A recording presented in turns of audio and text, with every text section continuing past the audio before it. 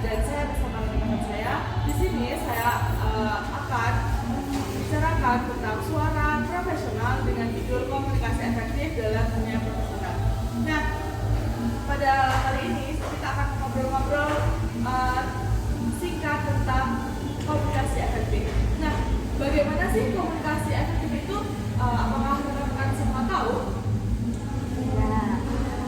Nah, bagi teman-teman yang tahu, tolong sedikit menjelaskan tentang apa itu komunikasi efektif agar rekan-rekan yang lain itu mengetahuinya. Mungkin di sini saya akan menjelaskan sedikit ya terlebih dahulu. Perkenalkan, nama saya Suci Amradi dengan NIM A1A32400 ya. Di sini saya akan menjelaskan sedikit bagaimana sih komunikasi itu bisa disebut dengan efektif gitu kan. Mungkin sebagian dari kita yang sebatas tahu komunikasi itu hanya sebatas bertemu. Ternyata teman-teman, komunikasi itu bisa disebut efektif jika seorang yang memberikan informasi dengan orang yang menerima informasi itu bisa meluahkan makna yang sama. Contohnya nih seperti misalkan nih teman-teman menjelaskan mata kuliah kepada teman kalian yang tidak mengetahui. Nah, ketika teman kalian itu mendapat memahami yang kalian jelaskan, otomatis komunikasi kalian itu efektif.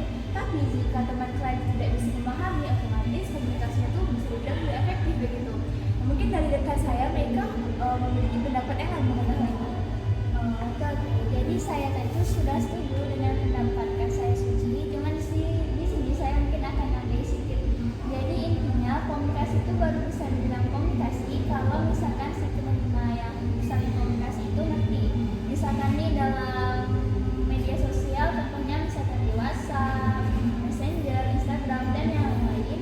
Misalkan si pengirim pesan nih belum mendapat respon dari orang yang mau dia kirim pesan nih, itu belum bisa dibilang komunikasi yang efektif. Kalau sudah dapat respon dari si penerima itu baru bisa dibilang komunikasi itu efektif. Jadi intinya komunikasi efektif itu terjadi kalau yang menyampaikan itu jelas dan juga dapat dipahami oleh penerima. Pada dasarnya komunikasi efektif itu intinya antara komunikator dan komunikan itu dapat memahami satu sama lain. Nah, mengapa komunikasi efektif ini sangat penting dalam dunia profesional? Bagaimana teman-teman semua? Paham? Nah, mungkin teman saya akan sedikit memberikan alasan mengapa komunikasi efektif itu sangat penting dalam dunia profesional. Jadi di sini saya akan jelaskan sedikit mengenai mengapa komunikasi itu penting dalam dunia profesional. Mungkin dalam sini saya akan bahas mungkin dalam dunia pekerjaan ya. Jadi di dalam dunia pekerjaan itu komunikasi yang baik itu bisa menentukan banyak hal, mulai dari cara kita bekerja sama dengan tim, menyampaikan laporan kepada atasan, serta menyampaikan informasi atau komunikasi kepada klien. Apabila komunikasi kita itu baik kepada klien, mungkin komunikasi itu dapat diterima oleh klien kita ya. Ya mungkin kalau misalnya komunikasi kita buruk itu bisa juga berakibat fatal, mulai dari yang disampaikan disalahpahami, lalu ada pekerjaan bisa tertunda, juga bahkan hubungan kerja sama kita bisa rusak. Mungkin juga tadi kita kan memulai pekerjaan itu kan dari mungkin kita menyampaikan melalui klien kan, jadi kerja sama kita bisa rusak apabila komunikasi kita itu tidak baik. Tapi kalau komunikasi kita efektif, kerja tim kita menjadi lancar, suasana kerja harmonis, dan produktivitas kita mungkin meningkat di pandangan klien kita. Mungkin teman-teman ada yang mungkin menambahkan ya? Oke, baik, di sini saya akan menambahkan penjelasan dari saudari Nabila. Sebelumnya perkenalkan, nama saya Nabila Setia dengan NIM A1A32409. Tadi kan sudah dijelaskan oleh Karina Nurul tentang komunikasi yang baik. Jadi dengan komunikasi yang baik ini kita bisa membangun kepercayaan dan kerjasama tim jadi lebih solid. Dan ini juga akan berdampak positif bagi kinerja tim. Jadi komunikasi yang baik sangat penting supaya tidak ada kesalahpahaman. Nah, alasannya itu yang pertama agar antara komunikan dan komunikator itu saling bekerja sama dengan baik, menjalin kerjasama dan organisasi yang baik. Nah, bagaimana sih ciri-ciri komunikasi efektif itu dalam dunia profesional? Nah, bagaimana teman-teman yang tahu agar dapat menjelaskan kepada teman-temannya yang belum tahu? Sedikit menjelaskan tentang ciri-ciri komunikasi. Sebelumnya teman-teman tahu nggak sih komunikasi itu dapat dikatakan efektif apabila tidak. Jadi komunikasi itu dapat dikatakan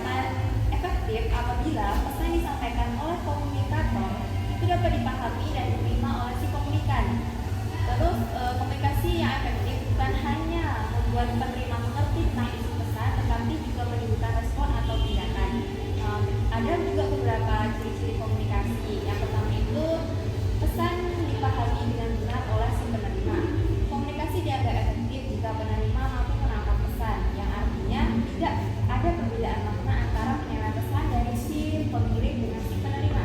Yang kedua, menimbulkan reaksi atau respon yang sesuai.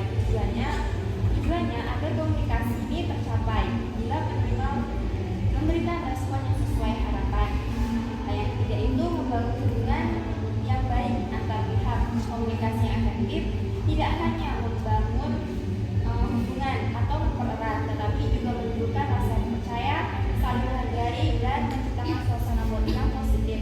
Yang keempat itu ada pesan yang disampaikan dengan jelas, logis, dan sopan.